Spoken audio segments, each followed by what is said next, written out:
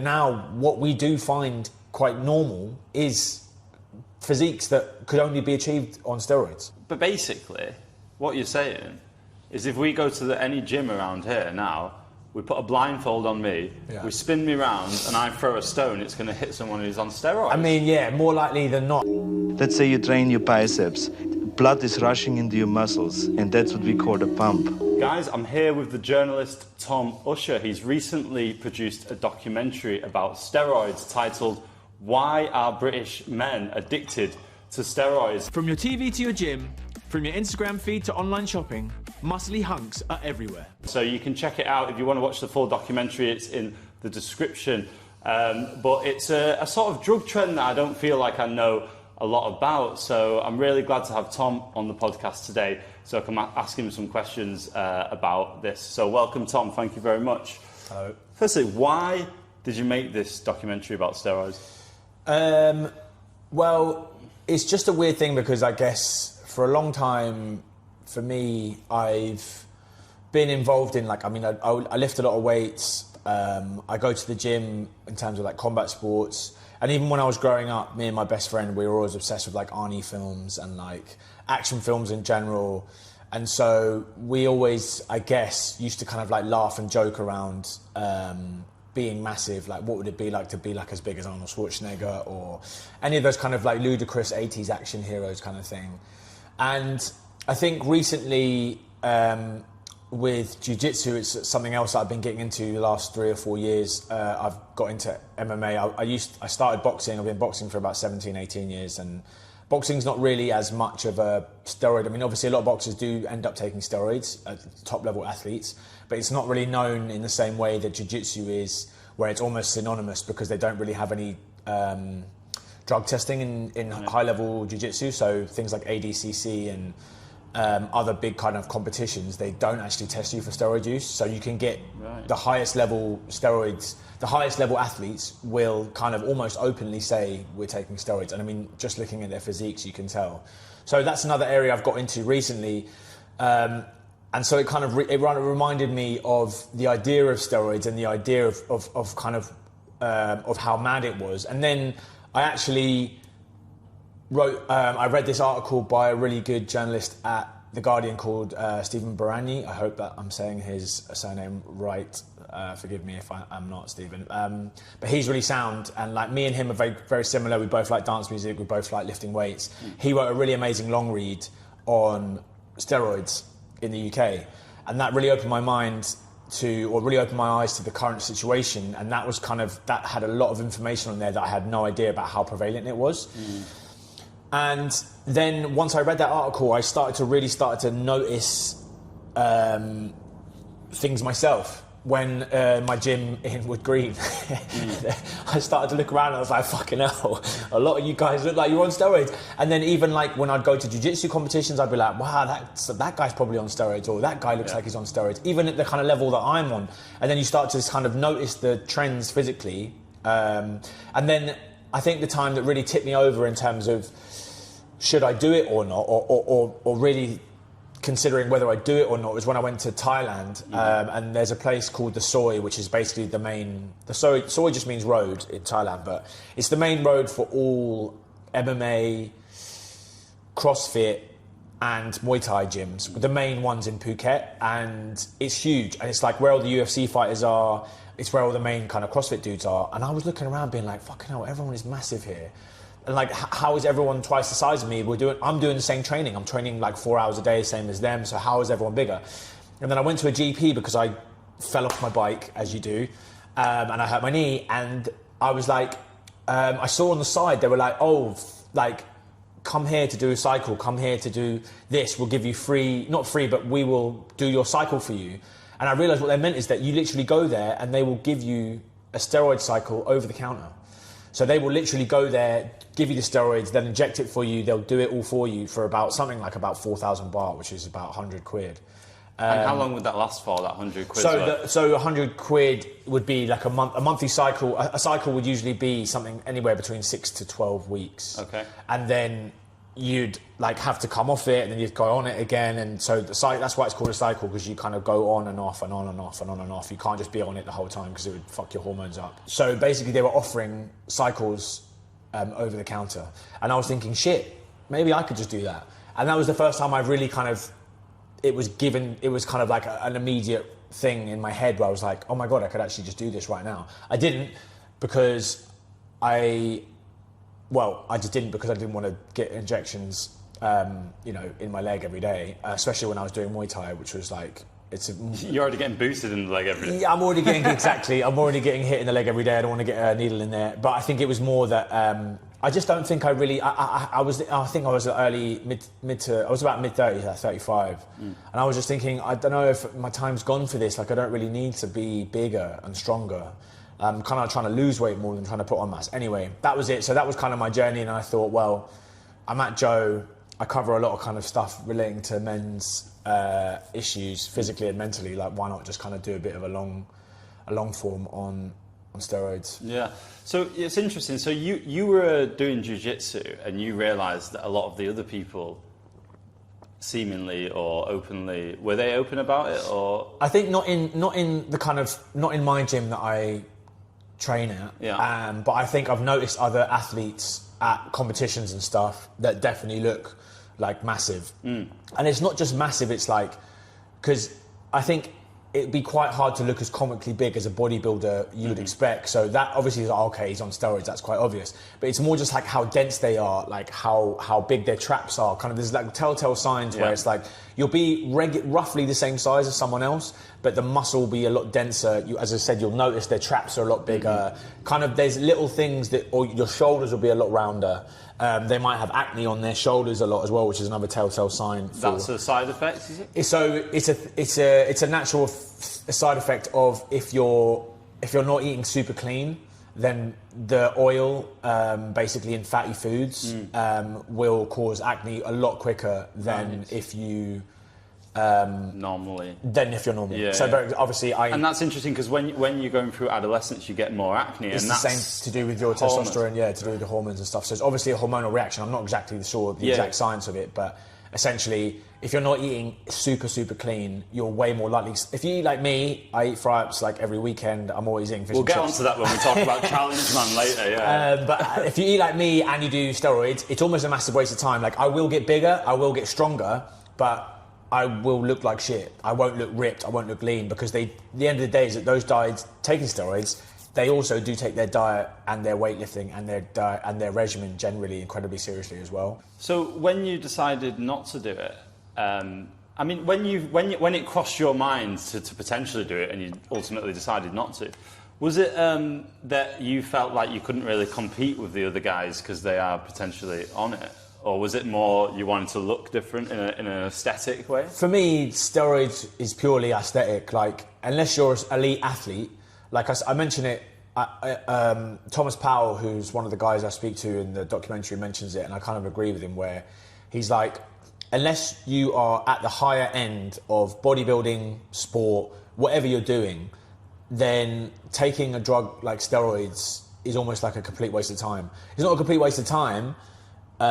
It's just that you will have to really acknowledge in your heart or acknowledge in yourself that you're doing it for aesthetic reasons. Because there is no other reason to take it other than aesthetic, purely aesthetic, unless you are at the highest level of sport. And then obviously it gets into like a legal issue as whether you're taking it is actually legal, especially in combat sports, or, you know, if it's in bodybuilding, then fine, but they have natural competitions versus non-natural competitions. So that's all fine as well. But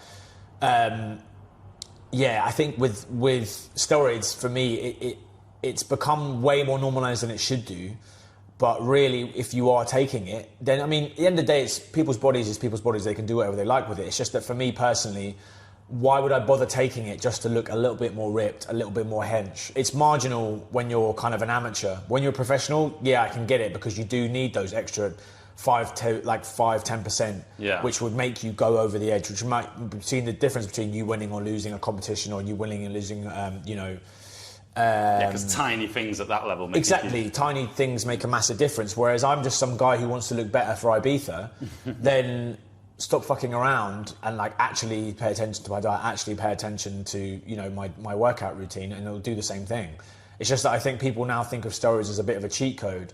And also I think as well, there's a big thing now, especially with the manosphere and like the right-wing influence on gym culture, on how politically now like low testosterone is kind of this like soy boys and like low T, people always say low T men and all this kind of stuff. Essentially this idea that you are like a beta male or whatever the fuck these manosphere people are saying if you're not high testosterone, big, strong, manly guy. Obviously it's an incredibly conservative, archaic kind of way of thinking where it's almost like if you're not, don't look like a caveman with huge like bulging muscles. What's his name? Liver King.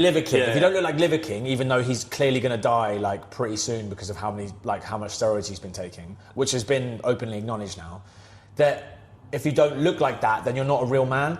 I think for a lot of men, really, it boils down to a matter of simply just kind of body dysmorphia, but they're kind of covering it up with these kind of political ideas of testosterone. And that's interesting. So does it transcend different societal subsets? Because you've just mentioned one potential group of people that take it, but I go to a lot of queer nights, and if I go to certain nights, I look around and I see that most of the men look like they're on steroids because they've got perfect physiques. Yeah. So do we know, is it particular societal subsets, or is it right across the board, this sort of thing? I didn't really explore the kind of gay community element of steroids, but I definitely have been told by a lot of friends and stuff like that steroids are massive in the gay community as well. And I think it's interesting about that is that I think the funniest thing, something that you kind of notice with steroids, especially at the higher end of steroids, or especially with bodybuilding generally, is that when a man is kind of getting to the more extreme end of bodybuilding, is that they're doing it for other men. Like, if I'm trying to get as big and strong as possible, women don't find that attractive. Well, one of the big things that I found very interesting about the documentary was the statistics. I actually wrote an article. I mean, I'm first to admit that it's the drug trend I don't know anything about or understand, but I did write an article in 2023 because UK anti-doping had said that, and at the time they said 500,000 people were estimated to be on steroids. But now that's gone up to 1 million? Is that right? Yeah, so it's an estimate from this guy called Joseph Keane, who's like massively respected guy, I guess, in the steroids community. He runs needle exchanges all over the country. He's currently residing in Bradford, but he's kind of been doing them all over the country. And he basically estimates from his own kind of experience doing these needle exchanges and seeing how many people come to them, and also speaking to like, you know, local gyms and stuff like that. That's his kind of estimate that it's closer to 1 million. And that to be honest, I remember I posted this documentary on our steroids because that's a community I do on Reddit that I've been doing a lot of research on. A lot of the comments were like basically saying, as if it's only 1 million. And so like a lot of people, I think, it's a conservative estimate, I think, because I think when you go up and down, you know, the country and look at kind of some of the gyms that people are in, the amount of people that nearly every single gym will have at least, you know, 10 to 15 dudes on steroids if it's a big gym or if it's a big weightlifting gym, for sure. Like at any one time or in total? I think it's like, you know, in total in that gym kind of thing. So like, I think when you look at some of I mean, again, this is all estimates because there has been no official data. Yeah. But for someone like Joseph Keane, who's been in the game for about 20 years, who's kind of seen everything up close and personal, he's been to prison, he's seen it in prison, he's done weightlifting himself, he's done kind of like bodybuilding competitions, he's done literally all elements of where steroids would be used, and now he kind of helps men to either safely use or come off them. So he's got so much experience in that field, and when he kind of tells me that's the estimate that he kind of realistically believes, that's kind of the one I go off, really. But basically what you're saying is if we go to any gym around here now, we put a blindfold on me, we spin me round, and I throw a stone, it's going to hit someone who's on steroids. I mean, more likely than not, I think, anyway. It depends on the kind of how rough the gym is and stuff, but it's like most of the kind of pure weightlifting gyms you go to that aren't like, we've got like a Zumba class and or whatever, like you will see dudes who are unnaturally big. Yeah. And the thing is that unnaturally, another thing that I find quite interesting is because our body image standards have been so grossly has so widely changed, probably since the 80s, that now what we do find quite normal is physiques that could only be achieved on steroids. Right. Like you look at, Marvel superheroes, you look at someone like Chris Hemsworth in Thor, or you look at someone like, what's his name? That dude who plays Captain America in the Avengers as well. And they just look, they look good, but they look that you would never be able to achieve that kind of body shape without steroids. And someone like Christian Bale, again, this is all just alleged, I'm not accusing any of them taking steroids, but someone like Christian Bale, he goes from a role like The Machinist, where he's basically dying because he's so thin, and then I think there was like the next role, or one role after that was Batman Begins, where he's like, again, this huge, it's like there's no way he's achieving that kind of muscle mass without steroids. Even with a sort of personal trainer, dietitian? There's just no way, there's just literally no way. Like I think even like you look at Tom Hardy as Bronson, like he's absolutely massive in that, and it's like he looks great and it looks relatively normal, but again it's one of those physiques where you can kind of tell, again, from the traps and from how big his upper body frame is, how thick it is, it would be incredibly challenging to get that naturally. If this many people are taking it, but people don't really talk about it much, so like, is it fair to say it's a hidden drug epidemic? Do you think? Yeah, I think it's just a kind of classic thing that men do, where whenever I've had injuries or even had issues with like my mental health, it's taken me absolutely fucking ages to go and get that problem sorted. Like, it's such a kind of cliche, but a lot of men deal with things in silence. And so whenever you have an idea where it's like, I'm pissed off with how I look, or not pissed off, I'm upset about how I look, I'm not big enough.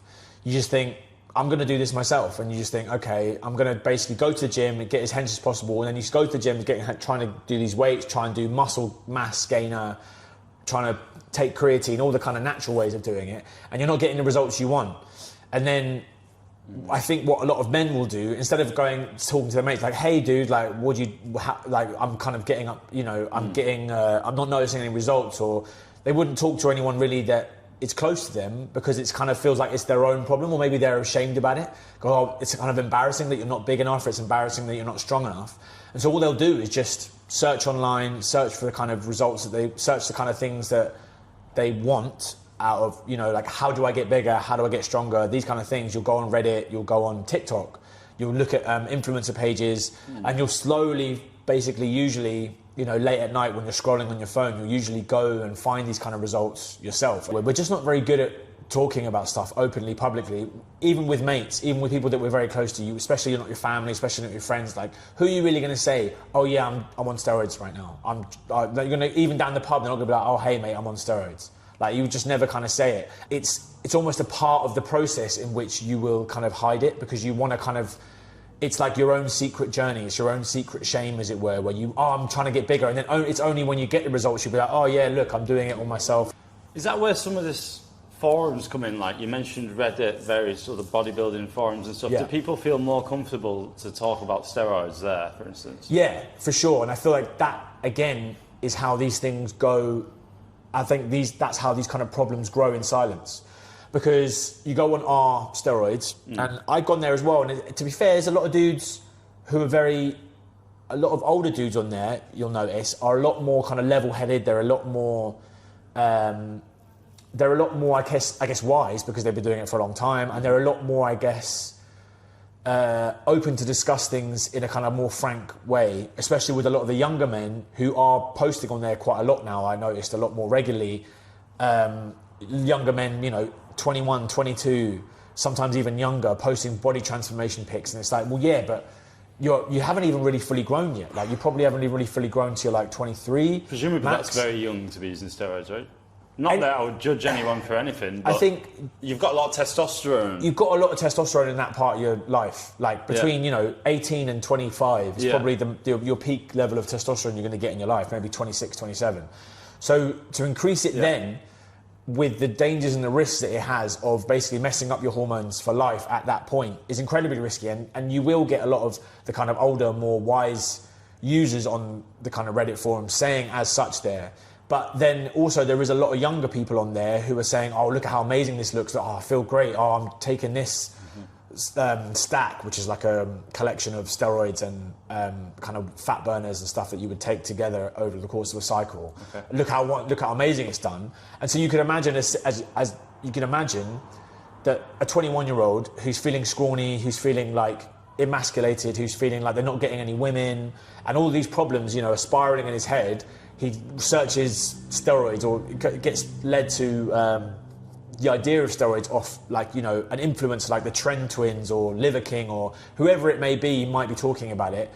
And then he gets onto steroids, the steroid subreddit, starts searching on it, starts seeing people have these massive transformations, and then he starts chatting to them. They go, oh yeah, it feels amazing, da da da da. And suddenly you're basically completely subjected to a wide range of essentially personal opinion that's got no medical background at all. It's essentially just a bunch of dudes who are just doing it themselves, and yet now they're going to undergo a treatment, or they're going to be willing to risk a treatment which is essentially an incredibly strong medical drug. Yes. So say someone thinks, I've got really small shoulders, for instance, right?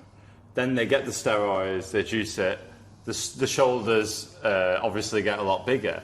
Are they happy then, or do they then think, no, they're not big enough? Like, is there any acceptable end game in that situation? No, and I think, like, when I spoke to Thomas Powell, like, when he went on Love Island, he was on Love Island season 2, and it was so crazy because I looked at him in his promo shots and on the show, and he looked fucking massive. He already looked like twice the size. I think he's a rugby lad. He's from Wales. He already looked huge. He already had the perfect body, and I said the same. I said as much to him on the show. It's like, for me, when I look at him, I'm getting, body dysmorphia from looking at this guy, and that's before he's even taken steroids. And then he said, he'd had quite a kind of good, I think, overarching journey, I think, with it himself, and he'd realised, at the end, he said, the end of the day is that you do steroids and you're only comparing yourself to other steroid users, really, at the end of the day. When you're getting to that level of how big you are, like he was, then you're only really comparing yourself to other dudes. And so it's kind of a losing battle, because you can never be big enough, you can never be strong enough. There's always going to be someone bigger, there's always going to be someone stronger. Because no one cares if you've got bigger muscles. Trust me, I've had bigger muscles, and the only people that complimented you is other juice heads. These guys are massive, they're twice the size of a normal dude, they're incredibly ripped, they look amazing, but they're still somehow more insecure about their body than the other guy who's even more ripped. Only 20 years ago, the amount of times you would compare yourself to someone else would be incredibly limited.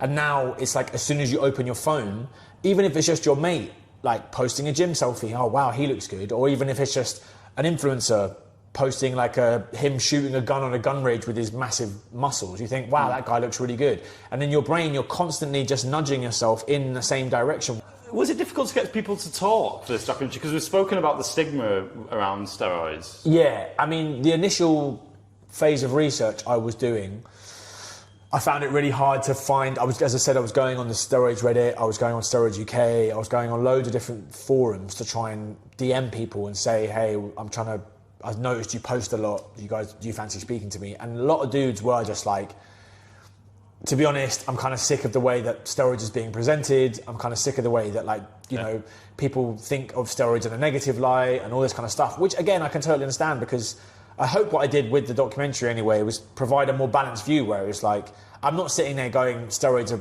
going to kill you. You shouldn't take them. No one's saying that. People can do whatever they want. Exactly. I think, and that's the same thing, is that for me, if you want to take steroids and you're that dedicated to doing it, that's absolutely fine. And at the end of the day, try it out. But the only thing is, you have to do a massive amount of research into A, how you're safely going to take it. B, are you aware of the risks of what it can do to your body, long term, short term? Like, what exactly is it that you're taking? How strong is it? Where are you getting it from? Is it a reputable source? All this kind of stuff that I think not a lot of people do. They just think, this steroid's going to do this to my body, that's it, I'm taking it. When I speak to someone like Joseph Keane or Thomas Powell, they were like GPs. They knew all the chemical compounds, they knew all the ways of safely injectally, how to, like, wipe the needle down, how to do it this, how to do it that. Oh, with this needle, you have to make sure you take it out here and you put it only in this kind of muscle. With, like, HGH, you only put it in the subcutaneous fat, and you can only do it this amount of times or this amount of times a day. All this kind of stuff. You need to know exactly what you're doing. Essentially, like a medical professional, because it is a medical grade drug. And do they not get some of this information when they get the clean needles? Yeah, so Joseph Keane he was running these needle exchange groups, and so his whole idea was that there is no holistic program for men who are taking steroids currently in the NHS to help men take them safely, or to help them come off them safely. Even though we know that so many people are taking them. Yeah, and I think, so something like heroin, something like alcohol, there's very much a staged program to get you off it, or to help you deal with it, or to help you take it safely. But I think now, with steroids, it's a lot more just like you can do needle exchanges and they'll teach you how to take any drug safely with needle exchanges. But what he's trying to now create is this holistic program for the NHS that can be set up so that men can go there and find out information exactly how to take steroids specifically safely, and also how to come off them safely if you want to come off them. Because as I said, like, you can get addicted to it just as much as any other drug, because it's so powerful for your body image and it's so powerful for your confidence that it will give you the same kind of like boost as, obviously not as a kind of recreational drug, but it gives you that feeling of affirmation when probably someone comes up to you and goes, "Oh, you're looking like," because especially if someone already had issues around that, then they're getting affirmation. That's as strong as exactly. So the body, I think what they were saying, the mental health issues of coming off steroids are so powerful, is so dangerous as well, is because you're already insecure about your body enough to take steroids. When you come off steroids, your body image will go through the floor because you won't be on steroids anymore. So your body will look way less inflated. It will look way less strong. You'll be feel way less masculine.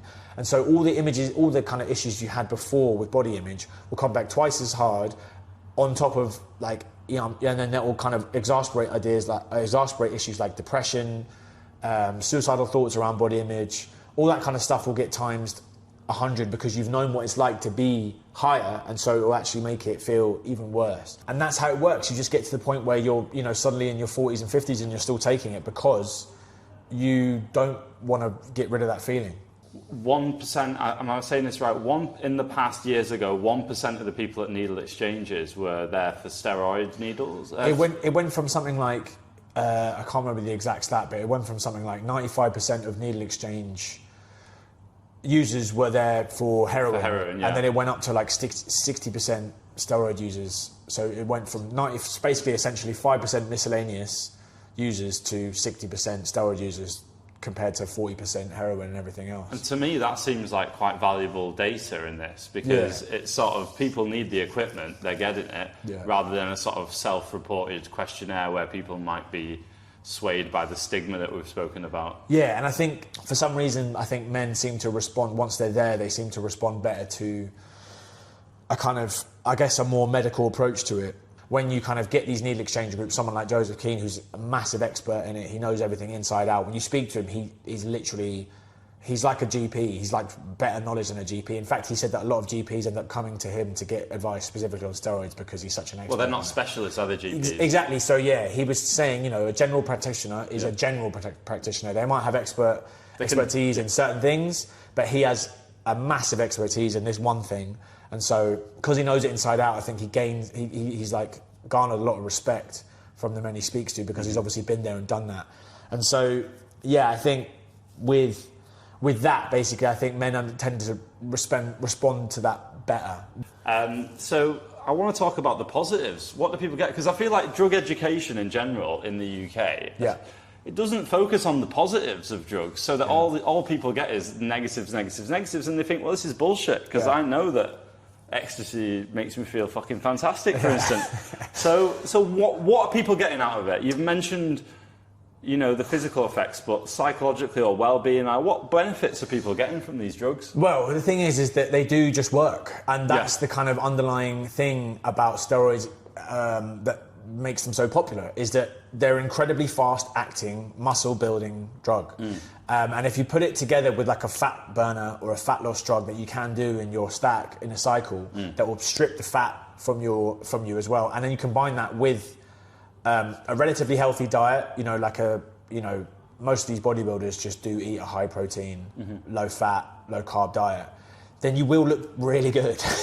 And you'll get way stronger, you'll get way bigger, you'll be able to bench more, and at the end of the day is that you will feel better as a result. Like your sense of self-worth as a man, your sense of confidence in your body image. It will all massively increase. There's no point getting around it. That is why people take them, because they do work. There was one quote that I always remember the Love Island guy saying, Thomas Bauer, he said, it makes you feel like a god among men, but he said... God among men? Yeah, wow. He said it makes effort feel good. Yeah. And that's something for me as a gym goer, like I'm in the gym twice a day, I'm always training, I'm always doing stuff. Sometimes the effort doesn't feel good. In fact, a lot of the time, especially as I get older, now I'm like 37, sometimes a lot of the time, the effort doesn't feel good at all, and actually it makes me feel worse. During or after the workout? During. I mean, and then after? After you feel good, but sometimes you can just feel shattered. Like sometimes after a double session day, I'll get into bed at like 7 and I'll fall asleep straight away. I'll get into bed as soon as I get back from the gym and I'll just conk out. I won't even eat. But if I was on steroids, I would be able to deal with it. My body would be able to handle it. It would be able to cope. Because that was a positive that was mentioned in your documentary, wasn't it? That it makes you recover from the workout like that. Yeah. And then you're ready again. So you don't get like stuff like DOMS, like delayed onset muscle soreness, which loads of weightlifters will get if you lift too heavy. Delayed onset muscle soreness. And what's that? So if I... Not the next day, the day after. Day after, yeah. So it's not the next day. So the next day you think, oh, actually, I feel fine. I just did a massive bench press. I feel fine. And it's a day after. You could. So it's a delayed reaction. Yeah, and so that kind of thing would just disappear. Like, and in the same way that you can't really get from anything you take naturally. There's no way you could really get rid of that unless you're taking something that rapidly regrows your muscle, like high amounts of testosterone, basically. The problem is with steroids is that the immediate effects and the kind of medium to short-term effects are so good that people don't really give a shit about the long-term effects that are quite subliminal and are quite dangerous. And that's why it's kind of like it's seen as a kind of like a long-term epidemic, because if you stay on steroids for a long time, it will increase your heart muscle, for example, which could lead to strokes, lead to heart attacks. It will increase issues with your mental health. But at the end of the day, if you keep taking it in a safe way, as safe as you possibly can long-term, and you stay off other drugs like cocaine, take anything that fucks with your heart. So what's that? Coke, nicotine, cannabis, alcohol, but like anything. Cannabis increases your heart rate, I think. Anything that basically fucks your heart rate, and that we know fucks your heart rate, something like ketamine, coke, anything that's like a recreational drug that might fuck your heart rate. If you combine that with a drug that is literally increasing your heart size and so open to a massive amount of heart problems. But the end of the day is that if you were completely dedicated to it, lived a completely clean lifestyle, ate really great diet, just worked out, just did steroids just to make yourself look amazing and strong, then yeah, you still are open to those health issues, but at the end of the day, you'll look amazing, you'll probably feel amazing. Well, it's probably all relative, isn't it? Because if someone's doing that and they're going to the gym, they've got the healthy diet, they've got the steroids, or you could have someone else who drinks loads of pints, snorts loads of coke. They're probably both roughly the same long-term risk, right? I mean, but that's exactly it, is that we do a lot of stuff that fucks our heart over. I know that steroids specifically do fuck your heart over in a way where if you do it for a number of years, it will massively increase the chances of strokes and heart attacks. Yeah, so that's basically the positives. We touched on the negatives there. What are the main side effects or dangers of steroids, would you say then? Basically, it increases all your muscles in your body, including your heart. And so when you increase your heart muscle, it just means you're a lot more likely to have things like strokes, heart attacks, any kind of issue that you might face with your heart gets massively exaggerated by taking steroids long term. If you mix it with anything else negative for your body, like cocaine, alcohol, even greasy foods, it will fuck your body up quite badly. It does mess up your hormones. It can mess up your hormones permanently if you take it, especially when you're younger. If, say, for example, if you took it during puberty, which some people... When does puberty end, usually? Well, I mean... Like, it can end anywhere... 40? Yeah, 14, 15, 16, 17, I think. Yeah. But some of these kids were taking it at like 13. Wow. Because they were so worried, obviously, about whatever body image they had at school, that they were freaking out about it. And so if you're messing with your hormones that early, even really at like 18, 19, 20, if you're messing your hormones that early, who knows what long-term damage that could have on your body if it doesn't come back to normal. And so stuff like, your balls will shrink, you might lose your libido, You'll lose the libido after the cycle. During, I think, and after. Really? Yeah, because it increases. For some reason, I thought it would have turned people much hornier. No, that's the thing is that it does. Obviously, testosterone's naturally going to make you feel like that. Yeah. But I think because it's an unnatural form of testosterone, it fucks with your. It's not like a normal. It's not the natural hormone in your body. It's an unnatural testosterone. It's an artificial testosterone coming into your body. Yeah. So essentially, if you take it and it does fuck it up long term, you could lose. Basically, your balls shrink naturally when you take testosterone. If you take it too much, or you've taken it in the wrong way, or basically your body doesn't react to it in the right way, your balls could just shrink forever, and you just basically have an incredibly decreased libido for good. Basically, with like the hormone stuff, is that once you've messed it up permanently, it's incredibly hard to realign them. Your hormones are something that are incredibly. I guess we do know a lot about them, but they're still quite, I guess, unpredictable in the human body. Mm-hmm. And so I think if you mess with them, it's not guaranteed that you might be able. There's no real guarantee that you can get it back to where it was before without essentially resetting it itself. And also, what can happen is that because it increases the rate of your estrogen at the same time, because estrogen. The more testosterone you have, the more estrogen it produces as well. Right. And so when you come off the testosterone, the artificial testosterone, and your natural, what happens is that when you take loads of testosterone, your natural testosterone supply will just shut itself off because it goes, right, I've already got so much from the artificial amount, it will just say, fuck it, I'm shutting my natural stuff off, and that's why your balls shrink. Right. And so, but because the level of estrogen is really raised high, once you stop taking the artificial testosterone, then the natural one's already shut off, so it won't produce anything. So what will happen is that your body will basically have incredibly estrogen-based traits, like you'll start getting tits. Right. And so that's why you get stuff where bodybuilders need to get breast surgery. What's the word for that? Is it gynecomastia? Something like that. Yeah. I think they had... where you get a build-up of breast tissue. Yeah, right? and you actually have to get breast reduction. You have to have a surgery to get Yeah, you have to get rid of it because there's no other way, because essentially, as I said, during cycles, your testosterone will go high, then it will just completely shut off because you're off it, but the estrogen will remain high. So if you do that over and over and over again, you will literally get a build-up of kind of... And that's a sort of... I can imagine that's a crippling situation for someone who potentially got into this because they had body image issues. Exactly. Some of the stuff, as I said, if you're messing with your hormones, that's already quite dangerous. But if you're messing with it in a way where essentially it's going to affect your body long term, and you don't have the right knowledge behind what's going to happen, if it goes wrong, or what's going to happen in between cycles, for example, then the body image issues that you had before that are not big enough, suddenly they're going to go into fucking if you're already insecure about your body being small, you're going to get really fucking insecure about getting fucking tits. Do you know what I mean? It's like if you're already thinking, oh, my body looks a bit weird, you're going to get really insecure if you're suddenly like, shit, I've got something I've never seen before in my body. There is a lot of health problems that are going to probably occur later on down the line, about 10 to 15 years, and mental health problems as well. But until they start kicking in en masse, right now, all that's going to happen is that loads of people just look a bit more stacked, and loads of people just look a bit more bigger. What about the law? Because it's legal to possess, but illegal to sell. Yeah. Is that right? It's Class C. When I spoke to the MP, he was like, I don't actually know. I'm not sure, and he said he wanted to see more data. He wasn't hard-ass, just like, I want to make it as illegal as possible. We should, let's increase the rating up to Class A, da-da-da-da. He wasn't like that, which I was expecting, to be honest, him to be like, we need to criminalise it, make it as illegal as possible. Well, he did say he wanted to criminalise people that own gyms, though, didn't he, in that interview? I think he was talking about how he wanted to... No, not criminalise, but impose civil measures against them. It was something to do with... He said that they could bring in a licensing thing. Similar to nightclub licensing. Yeah, essentially, yeah. I mean, the end of the day... It's not the gyms that are selling these drugs, is it? It's just individuals. It's not, but... The end of the day is that most people will know in a gym if the guys are selling it or not.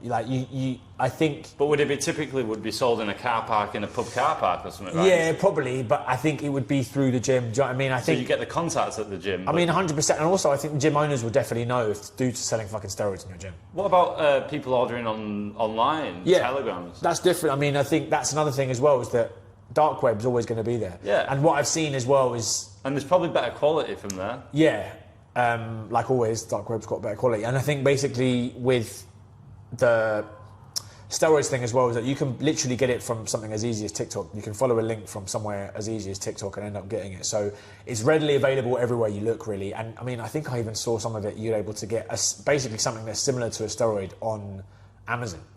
And so there's very little checks to buying stuff, basically. And so in terms of legality, yeah, it's a massive grey area. And really, I think, for me, I don't think obviously criminalising is going to make it any better. Yeah, do you think they should legalise the trade? I think that's another problem is that, I don't know, because imagine a situation where you go into a pharmacy, you have a 15-minute intervention, they talk about you, how old are you, what's your history, etc., etc. What's your strategy? Are you using any other supplements to sort of counteract some of these side effects and things like that? Yeah. And then they give you the stuff. Like, surely that's people are using it anyway, right? Yeah. Well, in that way, actually, the kind of thing that Joseph Keane was doing with the needle exchange groups would be given as a national. That would actually be given. That would be kind of incorporated into a national, like, I guess, I don't know, into a national system across pharmacies and GPs and health. So essentially, if you integrated some form of here's the risks, here's how to take it safely, what's your mental health looking like, how's your body image doing, for example. Any early signs of a problem. They would say no, we're not going to do that. When it's underground, you miss out on all of that. Exactly. So I do agree. I mean, for me, if they did do that, then essentially what Joseph Keane's trying to incorporate nationally with the NHS would essentially be free of use, or in some form. If wouldn't be experts every single time. It would just be the GP. But in that way, then it would be a private GP. It would give everyone the chance to at least have some form of mediation before they started taking it. So I mean, that would obviously be the safer way, the logical way. But I don't think the UK's ever really been safe or logical with its drug kind of use. No. I think.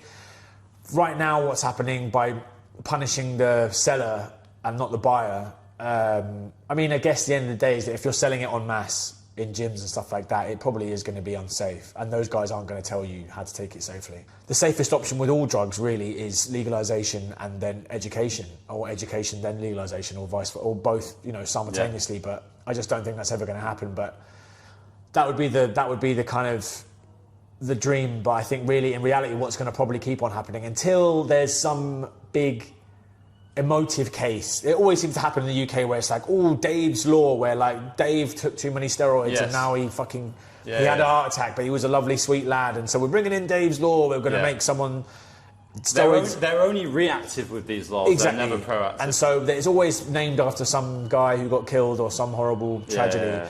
And so they'll make it where it's like, now it's illegal to buy and sell, or they'll make some other dramatic change, but it'll only happen after something big and emotive has happened. And that's only because the change would only come from the politicians. Yeah. If they thought they were going to get good PR, it would never come out of a place of actually caring for people, because the politicians don't care if people get injured from drugs. They couldn't care less. They only care about their own careers. And that's why I thought that the Luke Evans was actually quite interesting, because I think he was literally doing it from a personal point of view, where he'd obviously been around it a lot as a weightlifter and somebody who was playing rugby, and had obviously seen it frontline working as a GP, and so it's not something that he is really getting any he's not getting any massive PR from it. He's not really getting any kind of like kudos from it from other politicians. Like, no one else seems to give a shit really, except to like a couple of other Labour politicians, and it's not really getting much news.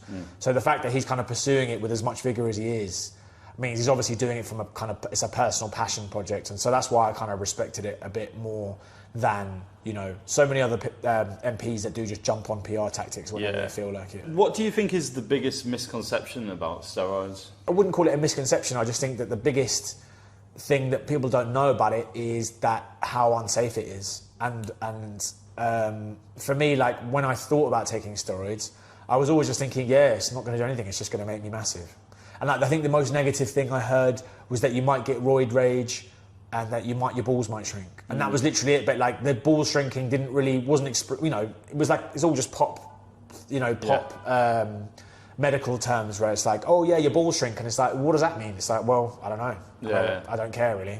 I don't care if my balls shrink if I'm massive. Yeah, yeah. I don't care if I've got roid rage if I'm massive. Is the roid rage thing a myth? I think it is a myth, yeah. I think essentially it's, if you're the kind of guy who would take steroids, most of the time you're the kind of guy who would, who's going to be a kind of, I guess in some way, insecure or some way prone to feeling, I guess, insecure in whatever way.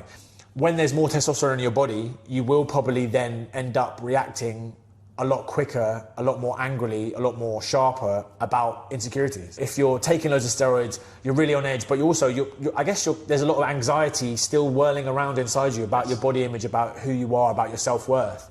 And someone pisses you off, you can be like, oh, fuck you, like, oh, you're going to get really angry, you're going to be more likely to get angry. So I think... I mean, is it fair to say that those people would probably get into fights anyway? Yeah, those are the kind of people, the they'd be more likely to be, to as I said, to feel insecure, and then that insecurity would drive them to do something extreme. You look at someone like, I don't know, wrestlers, WWE wrestlers, obviously they're all on steroids.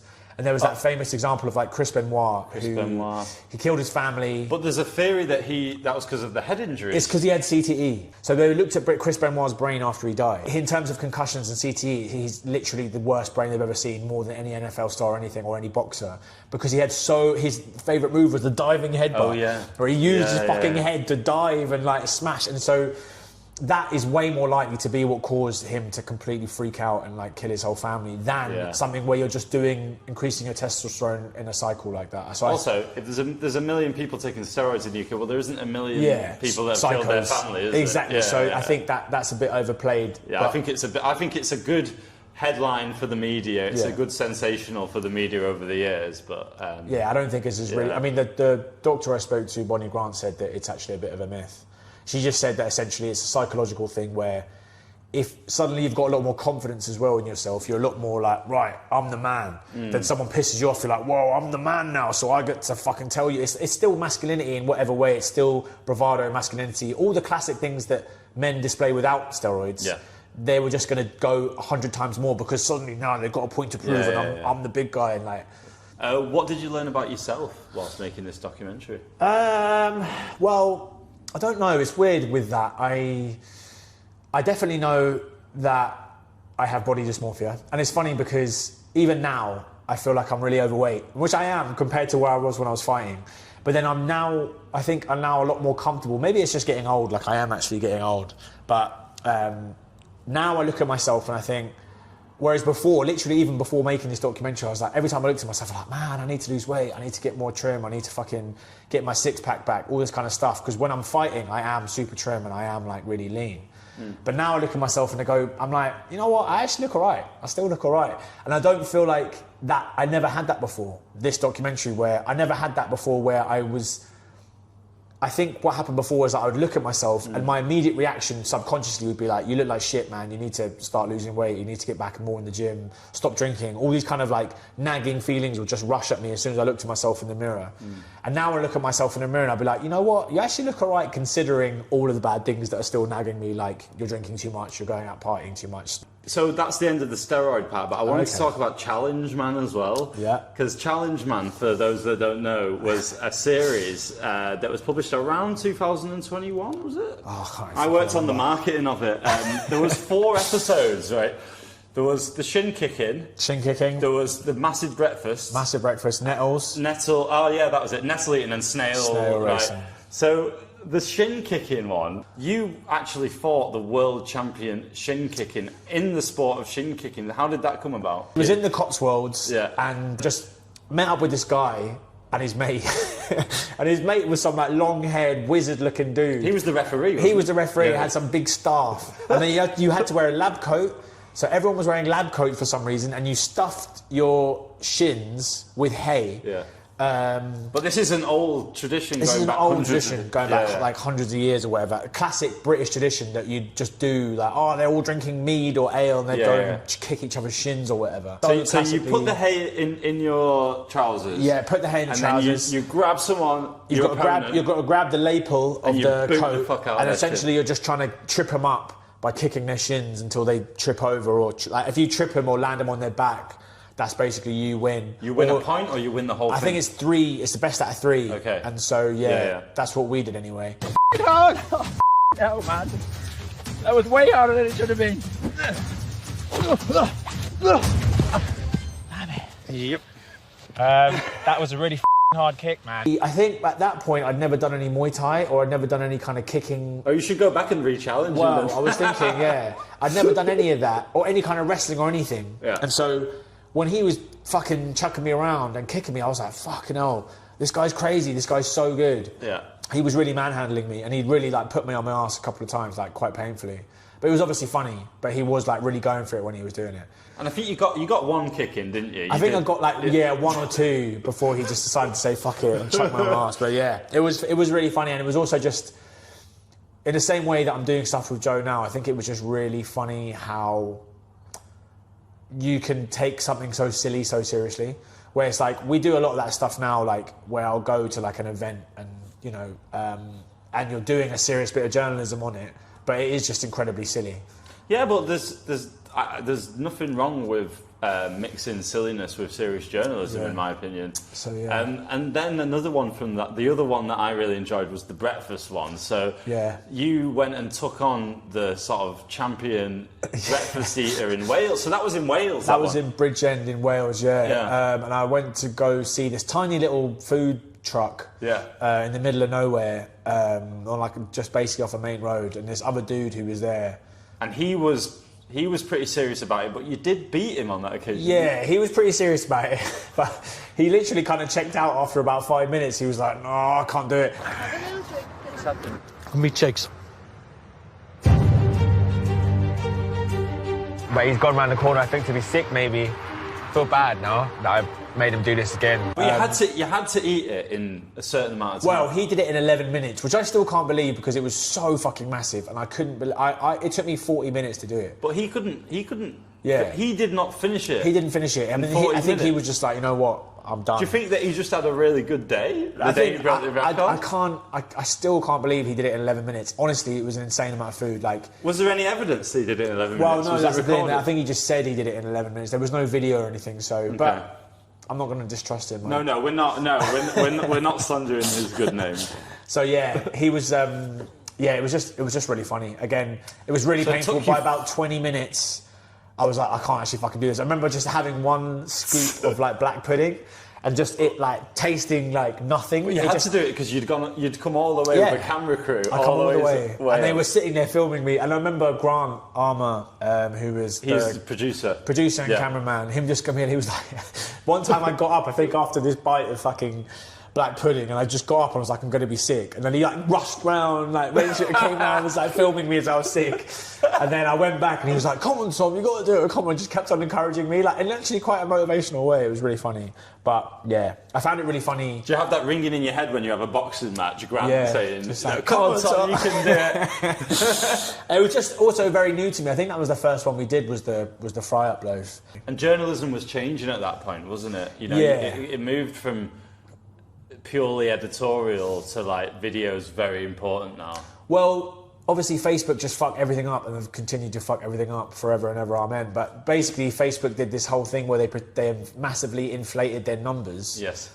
Their video numbers to make it seem that everyone should pivot to video, and that scared the shit out of literally everyone, like BuzzFeed, Vice, whatever. Everyone pivoted to video. Then the Facebook were like, oh, actually, that was all just a lie. Video isn't that good, and it doesn't get the most numbers. Everyone still actually likes journalism. But by that point, they'd already sacked all their like writers, and they've already moved to video.